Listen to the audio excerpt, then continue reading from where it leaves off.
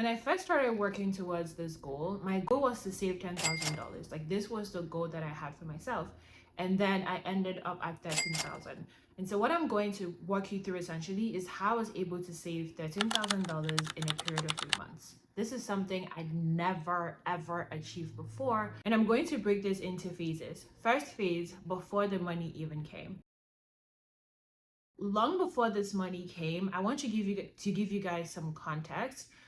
Just a few years ago, I was 27 and I moved back home with my dad, moved back home to my dad's house because your girl was broke. Okay, I just come off building a business and shutting that business down, and I was broke and struggling for my life. But something that happened to me at this point in my life was this determination to figure money out. For the longest time in my life, I'd always say things like, I suck at money, I'm really bad at money, money is not my thing. Like, those are the kind of comments that I made when it came to money. But being broke was not fun. Like, I was just tired of always being in a financially stressed situation. I wanted to do better, I wanted to be better. I started applying myself to learn all I could about financial literacy. I went online. I literally started by typing, I suck at money, and I just started like reading all of these articles and watching videos about what not to do, what to do when it comes to money. So that was like the first thing. And the second thing was knowing that I could and taking responsibility for where I was financially. A lot of people, when they start their money journey, they would blame the government, inflation, their job, blah, blah, blah. Like they would blame everyone else but themselves for where they are at financially. I was blaming myself. Like I was the one who had put myself where I was. And I knew that if I was going to get out,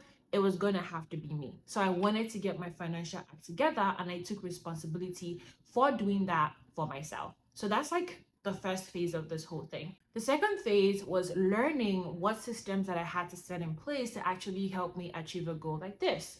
And so two things that I did. First was I learned about accounts. I realized that having just one account, like a checking account like most of us do, is not going to be enough to get good at money, to get good at managing money. I needed to have multiple accounts. At minimum, I needed to have a savings account and I needed to have an emergency fund account. Before I moved countries, I had set up my entire account system. I had a savings, a check-in, emergency fund account, I had a sinking fund, and I had an investing account. Which brings me to the takeaway. If you're trying to achieve this type of goal for yourself, you cannot do that with just one account. You cannot do that with just your checking account. You need to have a minimum of a savings and an emergency fund account as well as your checking account. So go set that up if you don't have that set up already. I would also advise you, if you can create a savings account, make it a high yield savings account for your savings and your emergency fund account. That would be awesome. The bank that I'm using to set up my savings and emergency fund account right now for a high yield savings account is called Ally Bank. It allows you to save, to earn more interest on your money versus if you're putting it in like Bank of America or any of these banks that don't pay a lot of interest on the money that you have sitting with them. So that's the next thing. Is I went from like changing my mindset, changing my view, really owning like where I was financially, to learning, and then I set up the systems for myself, the first system being the bank accounts. The next thing I needed to do was actually find a process to save that works for me. The system I'm going to mention really helped me get my savings act and my investment act together. I call it the 10-10-10-70 method. So this is essentially that 10% of whatever income I get or whatever cash gift, bonus, whatever I get goes into my savings account, 10% goes into my emergency, 10% goes to my investing or sinking fund account or debt payoff, whatever it is, and then 70% is what I get to live life on. I can decide to tweak this as much as I want, but at the end of the day, at the basic form is that I do 10-10-10-70. I started doing this long before I even came to the US, and this was when I was able to save $5,000. That was the first time I saved that kind of money. And then after that, I was able to do $13,000 in 3 months. So 10-10-10-70, it works because it's sustainable, it's easy for someone like me who didn't know much about like actually managing money and was learning. And also at the time, I wasn't earning a lot, like I wasn't earning a high income. Just I started this system, it really helped. I want you to also note that I started this system, like all these practices, before I got in a situation where I could earn enough to save $13,000 in 3 months. A lot of people will say, yeah, but I'm not earning money income right now. I'm not doing this right now. Like, I don't have, XYZ. Like, why do I have to do all of this? The reason why I always advise people to go ahead and set this account up and start practicing this, even with the little you have, is because money management is a habit. It's a skill that you continue to learn, and it kind of, you get better at this skill by practicing. It's like a muscle. So even if you just set up your account and you start just saving and putting the money into your emergency fund, saving, and just having that system, you're prepping yourself to do better when you finally have the kind of money that you want to have coming into your bank account. So essentially, that's what I did. I was prepping myself long before the money would come. These are all of the things that I did before the money even came. Let's talk about what I did to even have the money come. Over the years, as I was building the businesses that I was building, even though none of them became successful, I built skills. The good thing about entrepreneurship is that you learn so much. By the time you're done building, launching a business, making your first sale, your second, your third sale, you're going to realize how much you learn compared to if you're just doing any other thing. And you're not just learning like one particular thing, you're learning multiple things. So there were so many high value skills that I learned through that process of entrepreneurship. And then also, like, I had my 9 to 5 jobs that I was doing, but I think most of my skills came from entrepreneurship, right? Came from starting a business, came from learning how to build landing pages, websites, write copy, run ads, edit videos, shoot videos, all of those things, social media, like marketing. Like, I was learning so much. So those really gave me skills in a way that I couldn't even, it was just like mind-blowing how much I know as a person, how much I can do. I mean, it's not like I know more than other people, that there are people in the world that know way more than I do, but I walked away from those businesses with skills, which is why I always tell people, if you're in a tight financial situation, the first thing to really look at is, what are the skills that I have? And are these skills high value skills? Because there's a difference between just having skills and having high value skills. High value skills are skills that people will pay a lot of money to you for, right? So it's a difference between somebody knows how to wash a car and somebody knows how to build a car. You can be a car washer. That's like, you're gonna earn like maybe $30 when you wash someone's car, maybe tops $100 when you wash someone's car. But if you know how to build a car, you're earning like in the $250,000 a year, maybe even higher. You're even able to maybe one day build cars that you can sell, or maybe build car parts that could turn into millions of dollars, right? So that's how high value skills work. And so for me, a lot of the skills that I worked away with were high value skills, were skills that people would be willing to pay me money for. So that's why I started.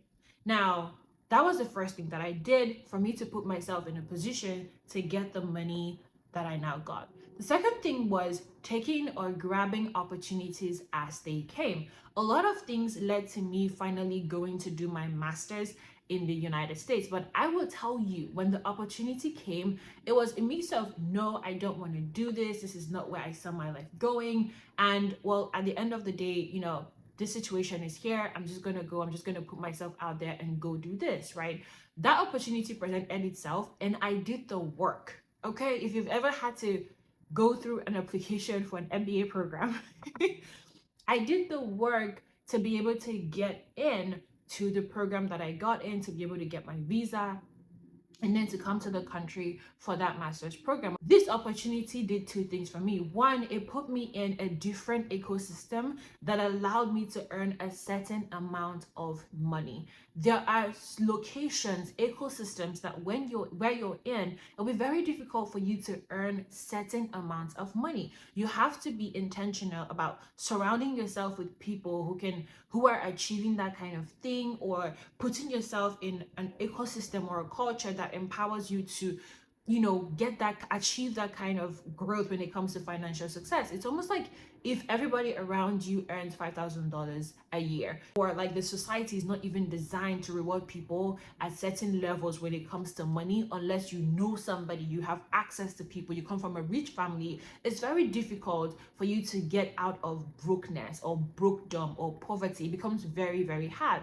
So for me, this opportunity to come and do my master's took me out of an ecosystem that made it very difficult for the value on my skill to be appreciated and for me to get paid what, paid at the level that I could perform, or paid for the skills that I had. I took this opportunity, I worked hard, I got into the program. That program brought me to the United States. All other things being equal, this is a place that's just filled with opportunity, right? So it put me in this ecosystem where there's that possibility, like at least there's the possibility that I could earn a certain amount of money based on the skills that I have, based on the knowledge set that I have. Another thing was the program that I was doing.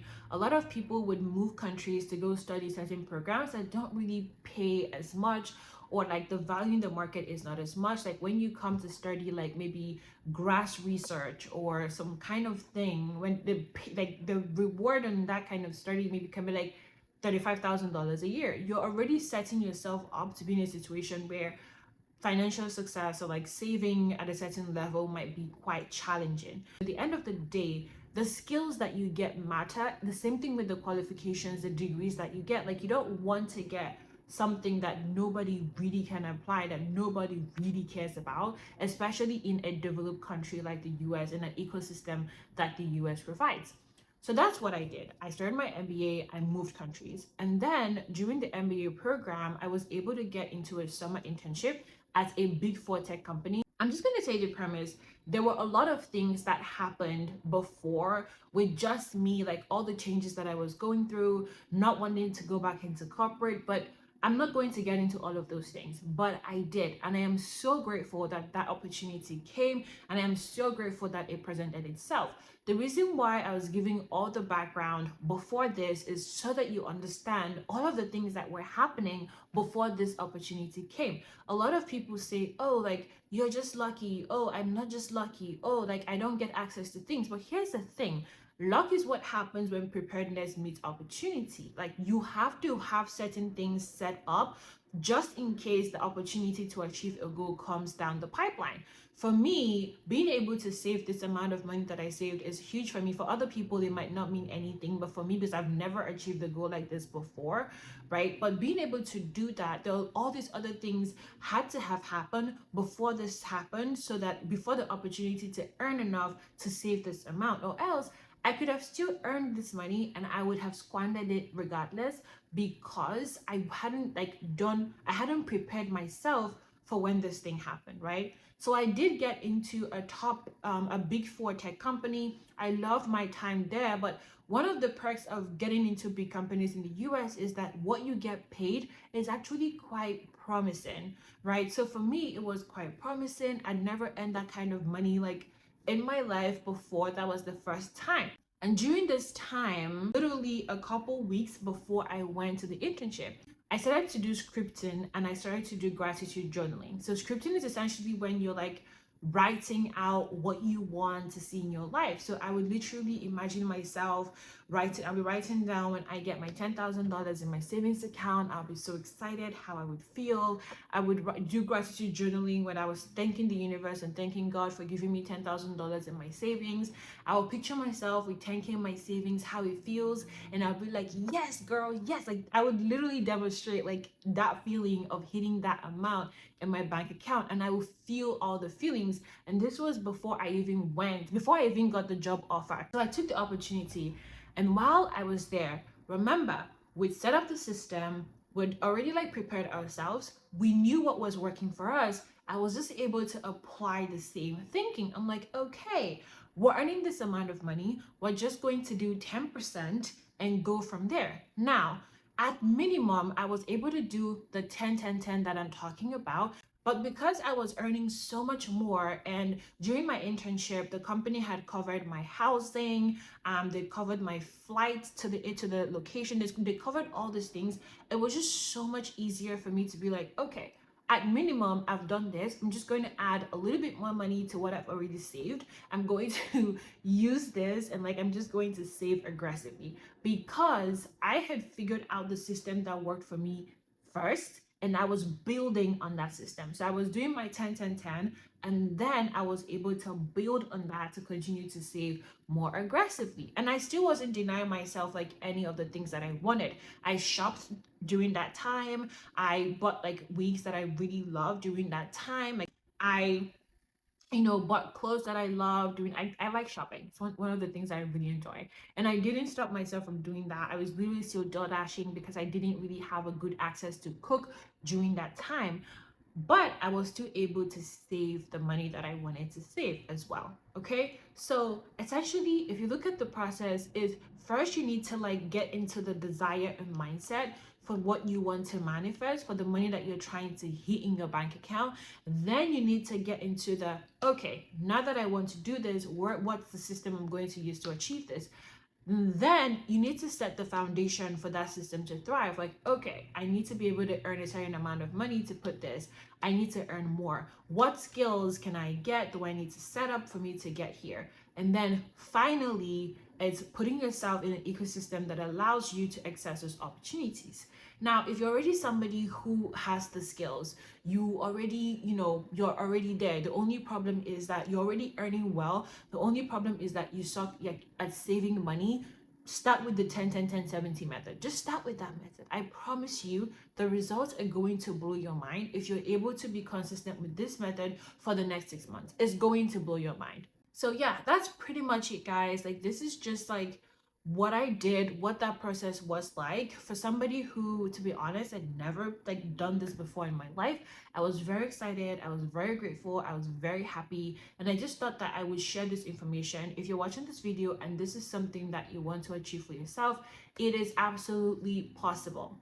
To end the video, I want to say I had to start small. Okay, there was a time when I wasn't even earning up to $2,000 a month. There was a time like that, and I started there. And there was a time when my goal was to save $5,000, and I was able to do that. But like each of these processes kind of built up to like 13,000, and now in my head I'm like, I want to do 30, and then I want to do 50, I want to do 100,000. Like, these are all like savings milestones I have in my head, investing milestones I have for myself, but it builds on each other. If you're someone who's like not earning a lot right now, be realistic as to where you are. Look at your savings. Like, if all you've ever saved is like $1,000, the next milestone might be like you want to hit $5,000. And like going through this process and just thinking about how you can set that up to hit that goal, that's a great place to start.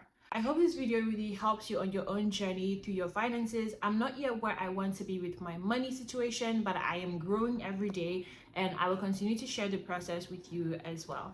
Bye.